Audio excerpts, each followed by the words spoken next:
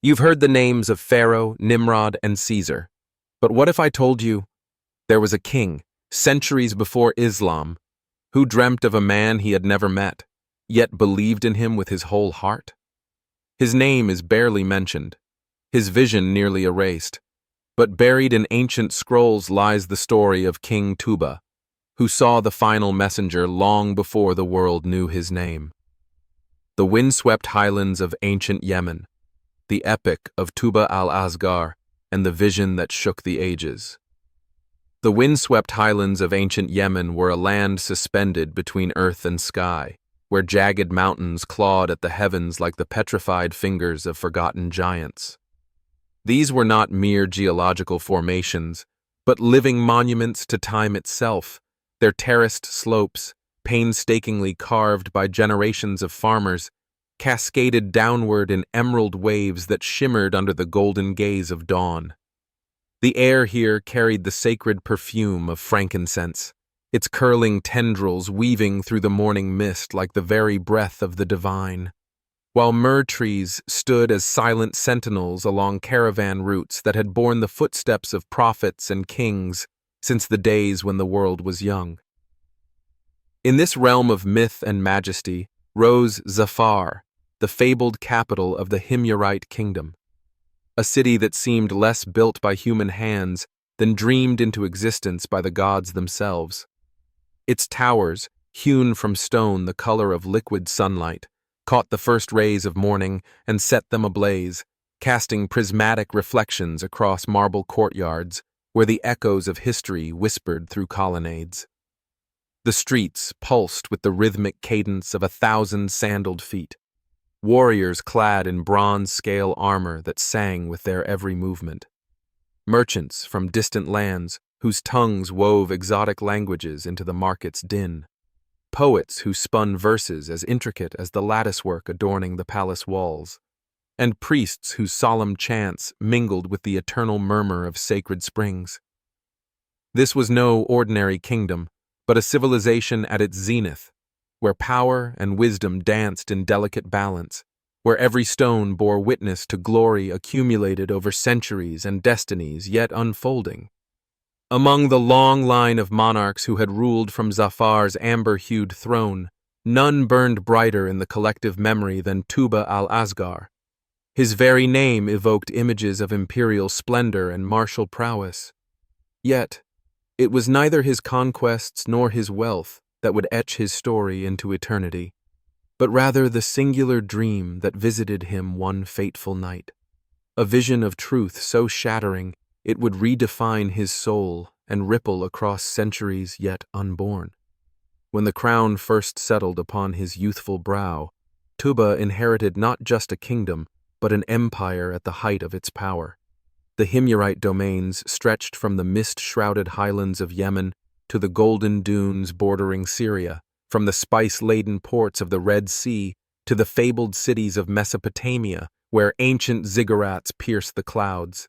Caravans numbering in the thousands traversed these territories like arteries pumping lifeblood through the body of an empire. Their burdens included silks so fine they flowed like water through a merchant's fingers, scrolls from Alexandria containing the accumulated wisdom of the Greeks, Indian spices that set the palate aflame with their exotic heat, and African gold that had traveled further than most men ever would in their lifetimes.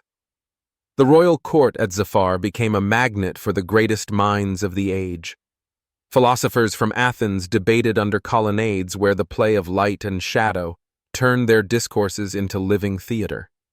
Persian astronomers unfurled star charts that mapped the heavens with uncanny precision, while physicians from the Indus Valley demonstrated surgical techniques that bordered on the miraculous. Poets from every corner of the known world competed for the privilege of having their verses echo through the palace halls, their words sometimes flowing like honey, other times striking like lightning.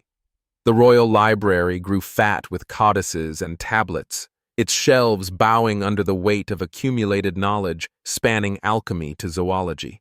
Yet for all this, for all the wealth that piled up in his treasuries, for all the scholars who vied for his attention, for all the victories his armies won. Tubba carried within his breast a restlessness no earthly triumph could soothe. In the quiet hours when the palace slept, when even the ever-present murmur of the city beyond its walls faded to a hush, the young king would often stand alone on his private balcony, his fingers absently tracing the intricate carvings in the marble balustrade as he gazed at the stars. They seemed to him not just points of light, but distant eyes watching, waiting, knowing some secret his soul yearned to grasp. The weight of his crown, which had once felt like destiny's embrace, now pressed upon him like a question unanswered. This gnawing emptiness drove Tubba to seek answers with the same relentless determination with which he had once pursued his military campaigns. He summoned the high priests of Yemen's ancient temples, men whose faces bore the deep grooves of decades spent squinting at sacred texts, whose hands were permanently stained with the soot of eternal flames. They came bearing relics older than memory itself, stone tablets inscribed with prayers to gods whose names had been forgotten everywhere but in these highlands, bronze idols polished smooth by centuries of reverent touch, incense burners that had smoked continuously since before the first Himyarite king took the throne. Their rituals were elaborate, precise, a symphony of chanting voices, clashing cymbals, and the thick perfume of sacred resins burning in braziers shaped like mythical beasts. The priests danced with measured steps around fires that leaped unnaturally high, their shadows stretching and twisting on the temple walls like living things.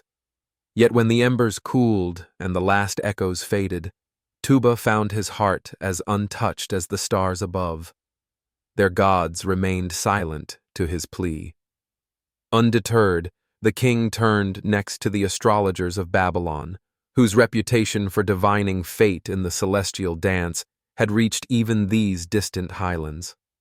They arrived as a solemn procession, their dark robes embroidered with silver constellations, their fingers permanently stained from the inks they used to chart the heavens. Their leader, a man whose eyes held the far-seeing gaze of one who spends more time studying the firmament than the earth beneath his feet, unrolled a vellum scroll across the marble floor of the throne room.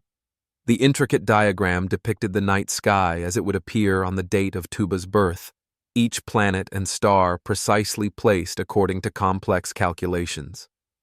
"The conjunction of Jupiter and Saturn in your natal chart," the chief astrologer intoned, his voice rasping like parchment against stone, "speaks of a king destined for greatness beyond the ordinary measure of rulers.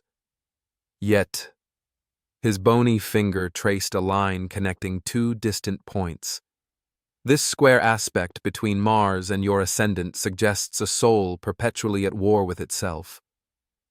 For hours they spoke of celestial omens and planetary influences, of auspicious dates and hidden dangers, their predictions, as beautifully crafted as they were, frustratingly vague. Tubba listened intently, his keen mind absorbing every detail. Yet when the astrologers finally departed with their weighty promises and heavy purses, the void within him remained unfilled. The stars, it seemed, could map everything except the terrain of his restless soul. Then came the mystics from the east, lean, sun-darkened men whose eyes held the peculiar serenity of those who have stared long into the abyss and found it staring back with unexpected kindness. They spoke not of gods or stars, but of the illusion of separation, of the eternal self that exists beyond name and form. Their leader, a wizened figure who might have been 50 or 500 for all his appearance betrayed, sat cross-legged before the throne with the ease of one completely unconcerned with royal protocol. "Great king," he began, his voice surprisingly melodious for one so aged, "you search for truth in external things, in conquests, in knowledge, in divine favor. But the pearl you seek is not in some distant ocean. It rests within your own shell." He produced a small, worn bag and spilled its contents onto the floor, a handful of ordinary pebbles. What you perceive as stones are in truth jewels, if only you would see them so. The world is as you perceive it, and perception is but a dream within a dream.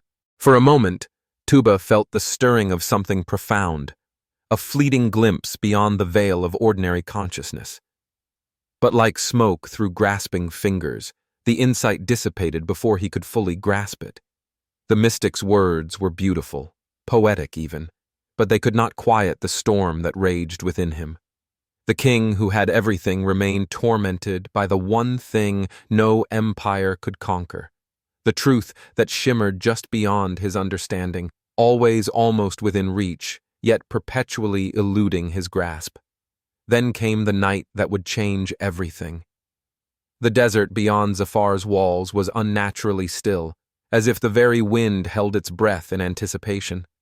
The moon, usually a bold silver coin in the Yemeni sky, hung low and dim behind shifting veils of cloud, its pale light filtering through the atmosphere like liquid through layers of gauze. The shadows it cast slithered across the palace walls with an almost sentient quality, twisting into shapes that seemed to mock the solid reality of stone and mortar.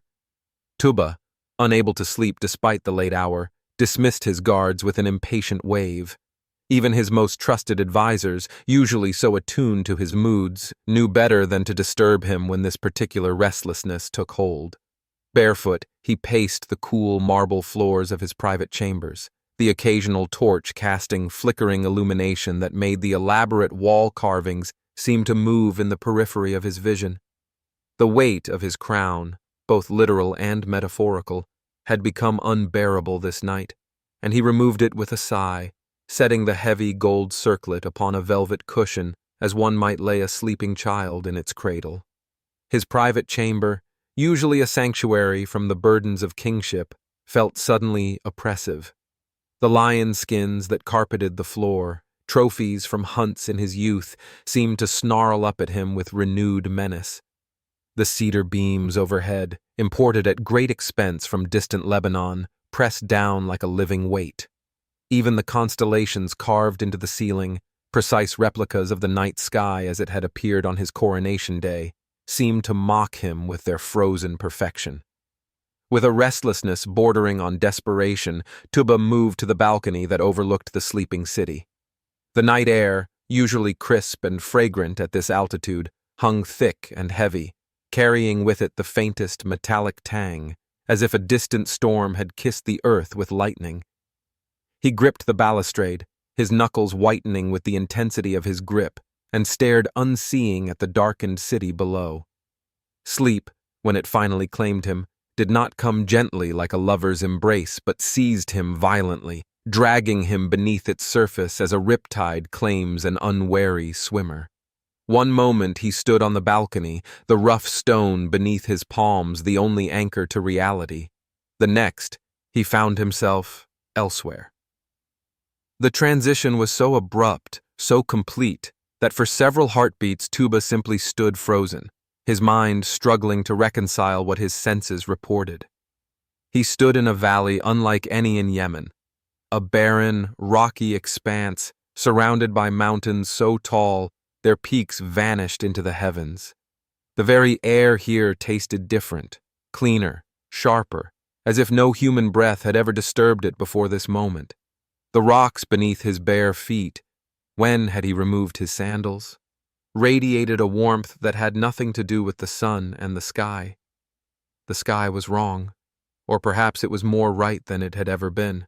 It hung above him like a living thing, its blue so deep it verged on violet, and as Tubba watched in awe, it began to part, not as clouds part before the wind, but as a curtain might be drawn aside by an unseen hand, revealing what lies beyond. And from this impossible rift poured a light that defied description, a radiance that made the noonday sun seem like a guttering candle by comparison, yet which did not pain the eyes to behold. It was, Tubba realized with a shock that reverberated through his entire being, not merely light, but understanding made manifest, truth rendered into form. From within this brilliance descended a figure, At first glance, he appeared utterly ordinary, a man of medium build, dressed in simple garments that would not have drawn a second glance in any marketplace. No crown adorned his head, no jewels glittered at his throat or fingers. Yet as Tubba stared, his breath coming in short, ragged gasps, he realized this was no ordinary man at all. His face, though human in its features, glowed with an inner light that needed no external source. Around him moved beings of pure radiance, winged creatures whose forms shifted and flowed like flame given sentience, their very presence singing a wordless hymn of adoration. Tubba tried to speak, to call out, but his voice had deserted him. His tongue lay heavy in his mouth, his throat closed as if gripped by an invisible hand. Yet communication occurred nonetheless, not through sound, but through something more fundamental, as if the vision bypassed his physical senses entirely to imprint directly upon his soul. The words, when they came, were not heard but known. La ilaha illallah. There is no God but Allah. The effect was instantaneous and catastrophic. All around the valley, stone idols, some crude, others exquisitely carved, shattered as if struck by invisible hammers, crumbling into dust before Tubba's widening eyes. The very heavens seemed to respond to the man's presence. The sun, when had it appeared, dimmed as if in reverence, its usual brazen glare softened to a respectful glow. From every direction, people came running, some with faces twisted in rage, shaking their fists and shouting imprecations, others weeping openly as they fell to their knees in submission, their postures those of men who had carried unbearable weights only to have them lifted in an instant. Tubba wanted desperately to move, to run to this extraordinary figure, to demand answers to the questions that had haunted him since childhood. Yet his body refused to obey his commands. He stood rooted to the spot, his limbs heavy as stone, his heart pounding so violently he feared it might burst from his chest. Not from fear, never from fear, but from a reverence so profound it bordered on agony. And then, as if sensing his turmoil, the man turned. Not fully, just the slightest inclination of his head, the barest shift of his gaze in Tubba's direction. It was enough. In that moment, Tubba knew, not with the slow accumulation of evidence that characterizes human understanding, but with the instantaneous, irrevocable certainty of divine revelation. This was no mere prophet or holy man. This was the one for whom all creation had been waiting since the first dawn broke over an unformed world, the final messenger, the seal of prophethood, the last in a line that stretched back to Adam himself. The vision lasted only moments longer, though its impact would endure for eternity. When Tubba awoke, jerking upright with a gasp so violent it hurt his ribs, he found himself back in his chamber, the first gray light of dawn seeping through the balcony doors. His body was drenched in sweat, his muscles trembling as if he had run for miles. The embers in the brazier had long since died, yet behind his eyes the dream burned brighter than any earthly fire.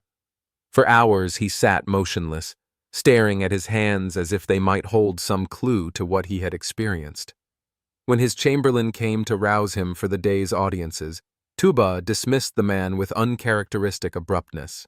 He spoke to no one of his vision, gave no explanation for his distraction during the morning's court proceedings.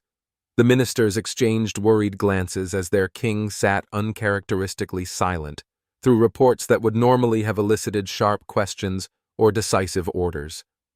Only when night fell again, when the palace had settled into its customary hush, did Tubba rise from his bed, light a single oil lamp, and make his way to the royal library. The flickering flame cast monstrous shadows on the walls as he walked, their distorted forms seeming to mock the gravity of his purpose. The library was Tubba's pride, a vast chamber lined with cedar shelves that held scrolls from every corner of the known world. Egyptian papyri containing medical knowledge millennia old rested beside Greek treatises on philosophy, Persian manuals of statecraft neighbored Indian texts on mathematics. Normally, the scent of ink and parchment soothed him, but tonight the air felt thick, heavy with expectation. At a writing table near the chamber's center, its surface inlaid with mother-of-pearl constellations, Tubba sat and unrolled a fresh sheet of vellum.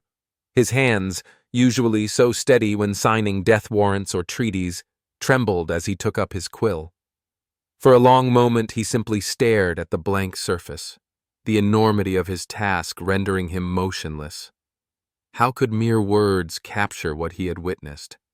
How could ink on parchment convey the light that had seared itself into his very soul? Yet try he must. The words came slowly at first, then in a torrent.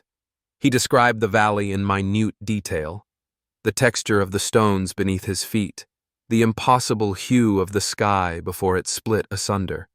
He wrote of the light, though no combination of letters could do it justice, and of the beings that had accompanied the extraordinary man at the vision's center.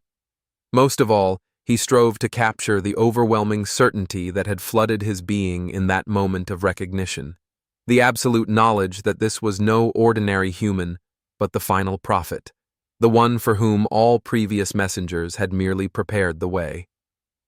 When he came to the message itself, Tubba paused, his quill hovering above the parchment as if weighted with the fate of nations.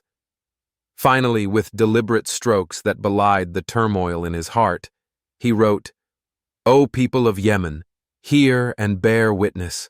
There shall come a man, not from our lands, but from the sacred sanctuary. He will wear no crown, yet before his truth kings shall tremble. He will command no armies, yet nations shall bow before his message. If he appears in your time, follow him without hesitation. For I have seen what no mortal eye has witnessed, heard what no human ear has received. I have beheld in him a light no earthly power can emulate, a truth no empire can rival." His hand shook as he set down the quill. The words stared back at him from the parchment, their ink still glistening wet in the lamplight. They seemed inadequate, a child's crude sketch of a masterpiece, yet they were all he had to bridge the chasm between his experience and the understanding of others.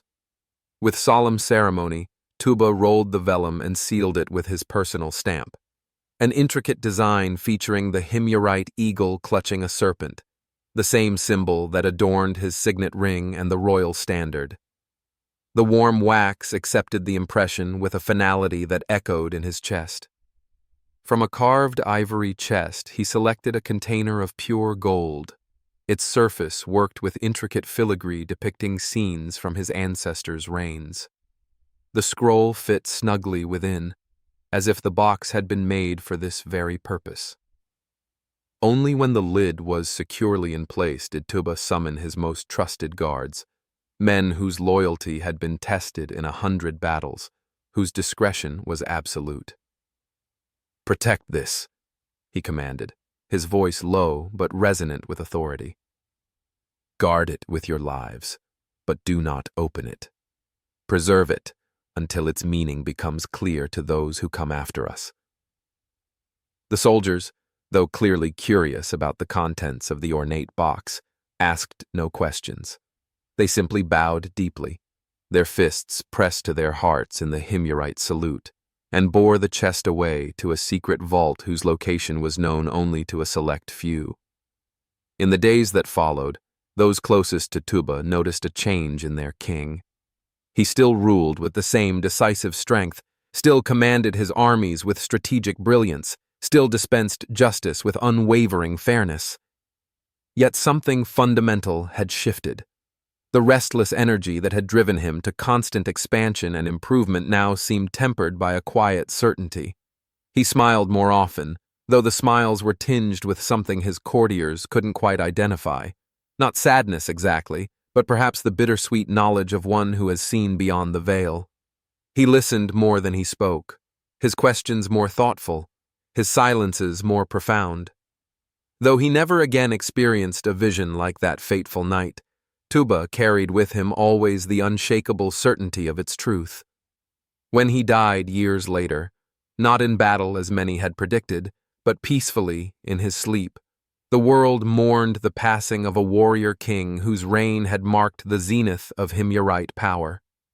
But in realms beyond mortal sight, another record was made, not of a conqueror or statesman, but of a believer who had recognized truth before it walked the earth. Generations passed. The golden chest, passed down through the centuries under solemn oath, became the stuff of legend, its origins obscured by time, its contents a mystery guarded by men who no longer remembered why, only that their ancestors had deemed it of utmost importance.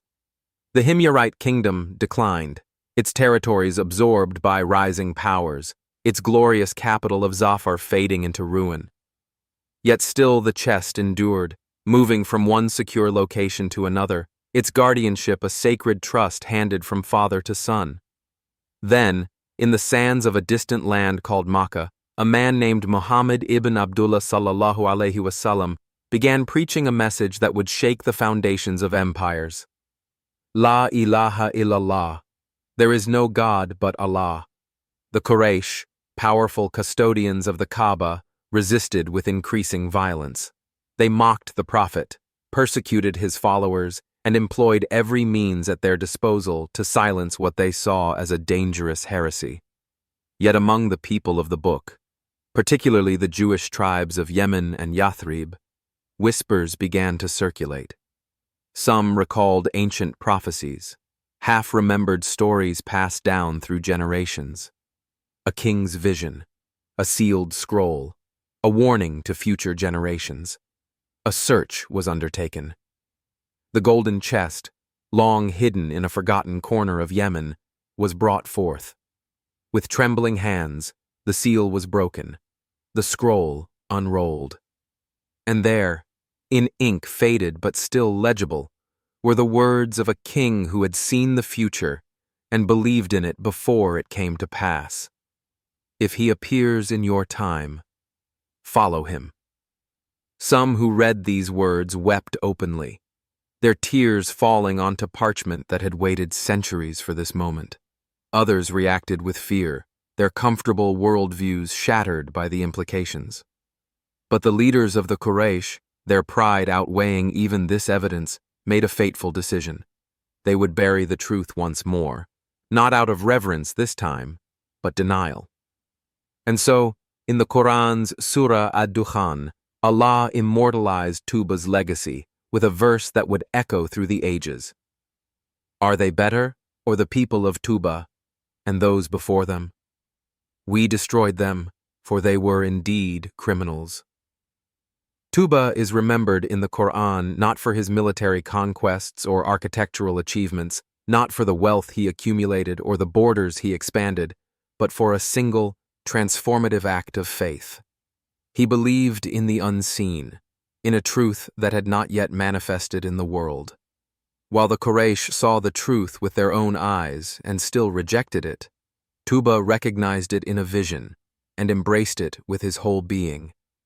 The story of Tubba al-Asghar stands as an eternal testament to a profound spiritual truth, that the greatest honor is not always found in ruling nations or amassing power, but in recognizing divine truth before others do, in having the courage to submit to that truth even when it comes as a voice in the night, a dream in the darkness, a whisper against the roar of the world's disbelief.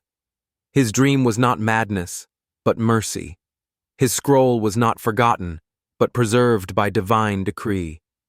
And his faith, born in the silent watches of the night, echoes still.